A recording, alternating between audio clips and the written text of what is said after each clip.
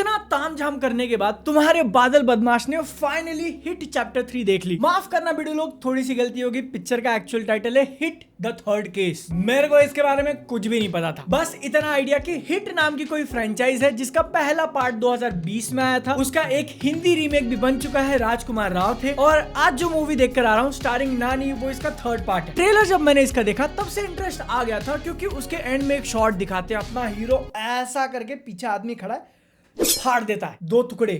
Oh damn. लेकिन मैं बादल बदमाश और हिट 3 के बीच में काफी सारी समस्याएं आई। सबसे बड़ा तो इसका रिलीज डेट 1 मई को निकाल दिया इन्होंने। उस दिन पूरी दुनिया थिएटर में अपना अलग अलग पिक्चर निकाली है, जिसमें से ऑलमोस्ट सारी मूवीज मेरी सिटी में लगी हुई थी। थंडरबोल्ट्स, रेड 2, सूर्या की रेट्रो, इवन भूतनी, सबके वीडियोस अवेलेबल है चैनल पे। बस इकलौती पिक्चर का नामो निशान नहीं है, वो ये हिट थर्ड केस। तो बादल बदमाश क्या करेगा? 100 किलोमीटर से भी आगे एक दूसरा शहर है जहाँ पर लगी हुई है। मैं पूरा मैच दौड़ा रहा हूँ कि जाने में 3 घंटा लगेगा, पिक्चर 3 घंटे की, आने में 3 घंटा, पूरा दिन निकल जाएगा। और मैं एकदम जाने का प्लान बना ही रहा था, इतने में मुझे पता चलता है कि मेरी खुद की सिटी जो एकदम छोटी सी है उसमें ये मूवी अवेलेबल है, लेकिन एक सिंगल स्क्रीन, जिसमें मैंने आज तक एक ही मूवी देखी थी, वो भी भाईजान की बजरंगी भाईजान, क्योंकि पैसे नहीं थे। तो इसलिए मैंने सोचा एफ इट, ओल्ड वेज पे जाने का टाइम आ गया है, चलते हैं सिंगल स्क्रीन। जिसके इंफ्रास्ट्रक्चर को लेके कोई इशू नहीं है कि तुम्हारा सीट लकड़ी का है, ये बड़े बड़े पंखे लटके हुए गोल गोल घूम रहे हैं कड़कती धूप में ना।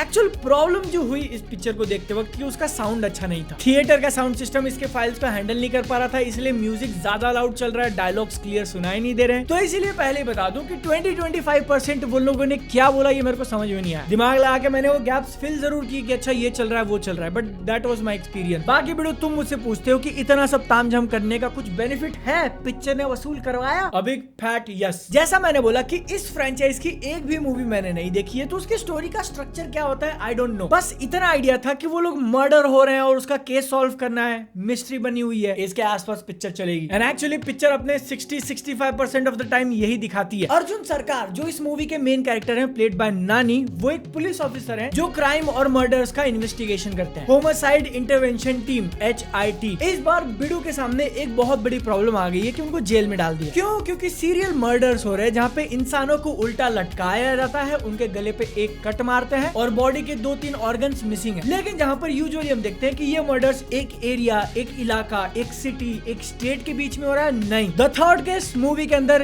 यही कांड जम्मू कश्मीर में भी देखने मिल रहा है, बिहार में भी है, राजस्थान में भी है। कैसे, कौन करवा रहा है और इस सबसे अर्जुन सरकार का क्या लेना देना है, ये हम लोग धीरे धीरे करके पता करते हैं। एकदम सीरियस मैटर है वीडियो, लेकिन इसी के बीच बीच में हल्का सा पॉज लेके थोड़ी लव स्टोरी भी ऐड कर दी, जो कि वैसे तो सही है। एक्चुअली कुछ रोमांस टाइप दिखाया उन्होंने, गाना करके खत्म नहीं कर दिया, बट फिर भी फील होता है कि मूवी की पेसिंग और स्टोरी प्रोग्रेशन में हम लोग थोड़ा सा पॉज ले रहे हैं। आगे चल के मूवी इस लव एंगल को मेन स्टोरी में इंटीग्रेट करने की कोशिश करती है, लेकिन एकदम सीमलेस और बहुत ज्यादा इफेक्टिव नहीं बोलूंगा। हाँ, लेकिन इस दौरान नानी का जो स्टाइल दिखा है, मजा आ गया। मतलब कि देखो, हम सबको बताया कि मूवीज के अंदर हीरो को एकदम कूल आइकॉनिक बनाने के लिए स्पेशली साउथ की पिक्चरों में कुछ ऐसे क्वर्क्स या फिर डिफरेंट चीजें करवाते हैं जो लोगों पे कैच ऑन हो जाए। बहुत बार क्लियरली समझ में आता है कि तुम वो क्यों कर रहे हो, ताकि हम लोग इन्फ्लुएंस हो जाएं। इसमें नानी ने जो किया वो थोड़ा सटल और काफी इफेक्टिव, एकदम नेचुरल वाली फीलिंग आई।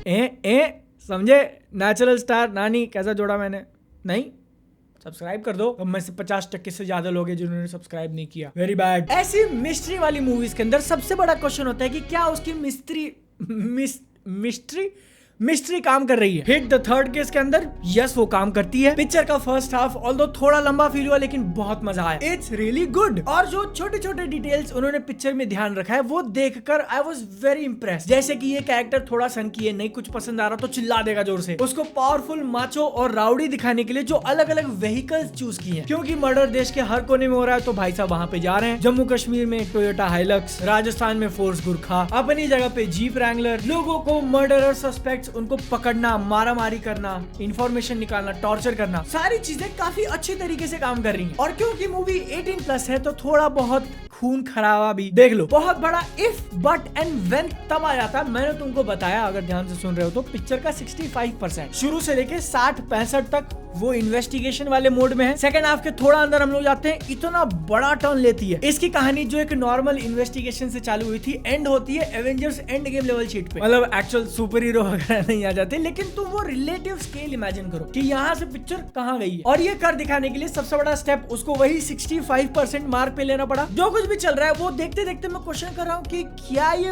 वही मूवी है जो मैं पिछले 2 घंटे से देख रहा था। क्योंकि जहाँ फर्स्ट हाफ में चीजों को रियलिस्टिक रखने की कोशिश करी, अगर चाकू मार दिया गया तो एकदम पूरा एक्सप्लेनेशन दिया, ऐसा पेट में लगता ही कैरेक्टर सोचने लगा कि अगर किसी ने चाकू मार दिया वो डेडली नहीं होता बल्कि उसका बाहर निकलना डेडली होता है। तो एक पूरा एक्शन सीक्वेंस तुमने डिजाइन किया कि क्या विलन वो चाकू निकाल पाएगा कि नहीं। ये फर्स्ट हाफ की कहानी है। सेकंड हाफ में क्या होता है, इतना मारा मारी, इतना काटा काटी, तुम्हारे हीरो को काच काच काच काच मारा जा रहा है, इज लाइक अनअफेक्टेड, मतलब थोड़ा स्ट्रगल कर रहा है वो लेकिन इट्स फाइन। तो इस जंप के कारण मुझे फील हुआ कि मैं 2 अलग अलग मूवीज देख रहा हूँ और यही मेरी इसकी सबसे बड़ी कंप्लेन है। नॉट अ डील ब्रेकर, मेरी बात को ध्यान से समझो, इसके कारण पिक्चर खराब नहीं हो जाती। मैं सिर्फ तुमको बता रहा हूँ कि अगर देखने जा रहे हो तो व्हाट यू शुड एक्सपेक्ट। और इसी हिट फ्रेंचाइज में जो पहली 2 मूवीज थी उनमें भी ऐसा हुआ था कि नहीं, तुम मुझे बताना कमेंट्स में। लेकिन बादल, तूने जो बोला कि ये एक डील ब्रेकर नहीं है, ऐसा क्यों? क्योंकि वो जंप लेने के बाद जो एक्शन अपने को दिखाया, that was something like oh my God. अब तक मूवी के अंदर जितना भी खून दिखा था उसमें थोड़ा कम कर देते तो 13+ में पास हो जाती। 18+ वाली रेटिंग क्यों ली इन्होंने? लास्ट के आधे घंटे में दिखता इंसान को ऐसा मारा, दोनों पांव कट गए। ट्रेलर में जो बोला था मैंने, ऐसे करके बीच में से फाड़ देना, लिटरल 2 टुकड़े। पूरे एक्शन के बीच में सिंगल शॉट वाला एक सीक्वेंस डाला है जो कि बहुत लंबा नहीं है, आई थिंक 1 या 2 मिनट का होगा। नहीं, 1-2 मिनट भी बहुत ज्यादा बोल दिया मैंने, आई थिंक 30-40 सेकंड। कैलकुलेट नहीं किया, फीलिंग के हिसाब से बता रहा हूँ। देख के मजा आ गया वीडियो। एंड एक्चुअली इस इन्वेस्टिगेशन वाली मूवी के अंदर जो एक्शन का लेवल दिखाना, उसको जिस तरीके से प्लान किया, शूट किया, तुम एक्टर को देख सकते हो मारा मारी करते हुए, वो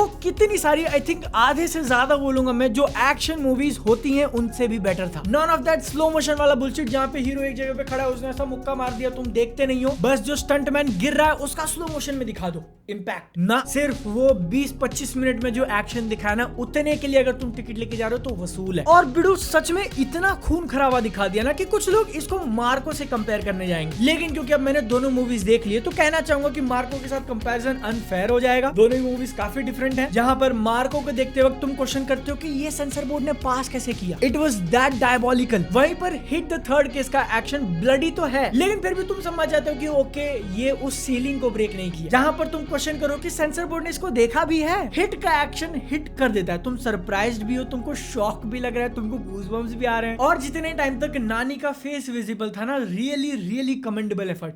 लेकिन बिडू अगर तुमको लग रहा है कि सिर्फ ये एक्शन ही किया उन्होंने, तो नहीं, अब हिट एक सिनेमैटिक यूनिवर्स है जिसको देखने से पहले तुमको सबसे बड़ा क्वेश्चन आ रहा होगा कि क्या मुझे पहले दोनों पार्ट्स देखना जरूरी है? Basic answer is no. तुम डायरेक्टली देखने जा सकते हो, 95-98% तक कुछ मिस नहीं करोगे। इट जस्ट 1-2 कैमियो यहाँ वहाँ हो जाएंगे, वो तुम देखकर समझ जाओगे कि ओके मे बी ये पहले पार्ट से कनेक्टेड हो सकता है। नॉट दैट इंपॉर्टेंट, बट समझ जाना कि हो सकता है। और अब तक मैंने जितनी भी तारीफ करी ना पिक्चर की, उनके बेसिस पे रेकमेंड करना इजी होना चाहिए। इन्वेस्टिगेशन वाली स्टोरी एंगेजिंग है, एक्टर्स का परफॉर्मेंस काफी जबरदस्त था, 1 या 2 गाने थे उसका बेटर ट्रांसलेशन किया है हिंदी में, एक्शन मजेदार है और मेरे पैसे का पूरा वैल्यू मिला। बस कुछ चीजें हैं जो हम नजरअंदाज बिल्कुल नहीं कर सकते। खत्म होने के बाद भी पिक्चर खत्म होने का नाम नहीं ले रही है। एक्सप्लेनेशन, एक्सपोजिशन, डंप इतना मार मार के कर रहे हैं हम लोग, हो गया भाई, मेरे को जो चाहिए था मेरे को मिल गया, अब खत्म करो। लेकिन नहीं, हमको और 10 मिनट चलाना है। और ये 10 मिनट वो लोग पार्ट 3 को खत्म करने में तो लेते हैं, फिर उसके बाद एक और थोड़ा ऐसा सीक्वेंस मतलब कर ही देते, क्या जाता है, वो वाली बात हो गई। मैं बताना नहीं चाहता, स्पॉइलर हो जाएगा, लेकिन तुमको भी वो फील होगा जो आजकल की बहुत सारी मूवीज के अंदर तुम देख रहे हो। ये मूवी की सेकंड बिगेस्ट प्रॉब्लम मैं कहूंगा। सबसे पहला वाला तो ध्यान में रखना कि वैसे तो 2.5 घंटे एक ही माल चल रहा है, लेकिन उसके अंदर भी अलग अलग बॉक्स से बने हुए और हर कोई बॉक्स फील होता है कि तुम एक डिफरेंट मूवी देख रहे हो। लेकिन फिर भी हिट द थर्ड केस तुम्हारे आसपास लगी हुई है, तो इसको एक बार ट्राई दे सकते हो। आई थिंक मजा आ जाएगा। वीडियो के अंदर मजा आए तो एक लाइक। मैं मिलता हूँ।